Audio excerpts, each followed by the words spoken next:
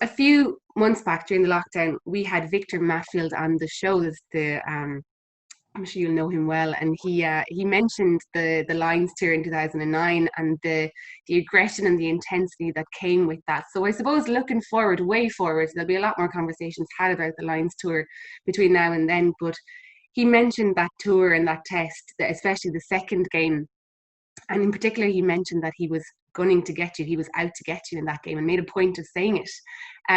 Reminiscing and looking back on that game, did you know that was coming for you? No, I didn't. I think it was no doubt one of the most physical games that I think that probably the most physical test match I was ever involved in. It was really brutal, but one for the ages. And so many people talk about Lions test matches in their memories, and you see, so often they choose that one, even though the Lions lost it in the dying moments. People think about the ferocity of it, and they're right. It was really ferocious, but it was test match rugby at its best. It's why it was gladiatorial. I think that's why people love the sport, is because it was no hold barred. We just went at one another, and I didn't know that. Probably better off not knowing I that he think was running after me. I'd have been looking over my shoulder for 80 minutes, but I think he mentioned something about you, an interview that sparked it. Obviously, the squad got together, heard that interview, and were gunning for you there. So good thing you didn't. You didn't know that was coming for you.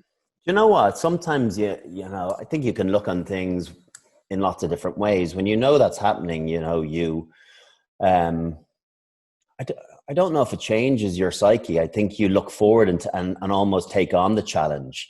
You want to make sure that your footwork is good on days like that you don't get lined up, that you don't find yourself in a vulnerable position. But these days, and even going back 10 years, there's so many camera angles, there's very little off the ball stuff that people get away with anymore, which is right, but doesn't mean that you can't physically impose yourself on an individual. If you get Exactly. the opportunity to throw a shot at them, you And you give did it that everything. day. You did get that opportunity that day on Rousseau. People are Yeah, still and talking about that yeah, tackle. well,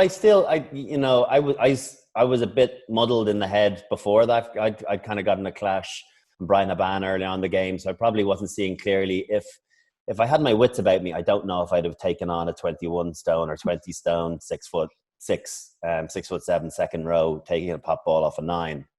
But yeah, it's one of those moments that kind of people go, "Oh, what were you thinking?" I wasn't really thinking an awful lot. It was one of those situations where I had the opportunity to blindside him a little bit, and someone of my sides needs that half second to be able to put in a decent shot against someone so physically imposing as the likes of Danie Rossouw. So it was one of the ones that stands out, is because when you see a big man topple over, having a smaller man hit him, people kind of get a bit giddy. But I went off camera and had my own stumble. It's just that the You camera went didn't over, had a catch little cry, and sorted yourself out before you could go back again. it. And then I made an absolutely horrific read because my head was mangled on Brian Yeah, Aban, and he scored a try, and then I went off the pitch because, and rightly so, that, you yeah. just You can't be weren't playing. the only one that day. I think there was 4 or 5 of you that went off through injury and through head injuries at the time, and probably a lot more that were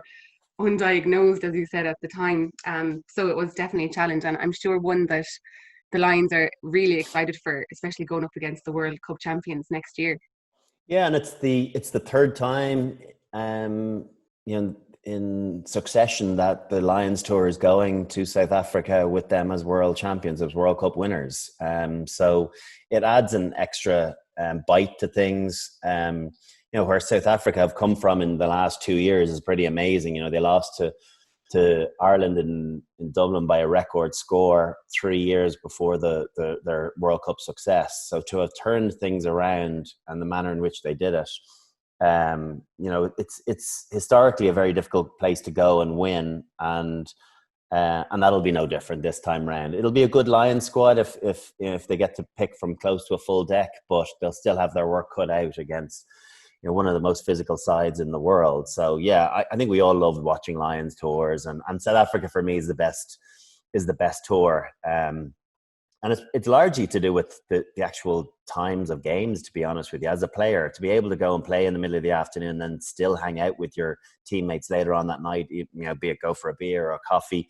Whereas in New Zealand, Australia, you play your game late at night, and those that don't play go back off and go to bed for training the next day. So you don't get to hang out and see one another and kind of knit as a unit. So I think South Africa lends itself towards being a more unified team. House of Rugby Ireland, here on Joe, together with Guinness. Game changed.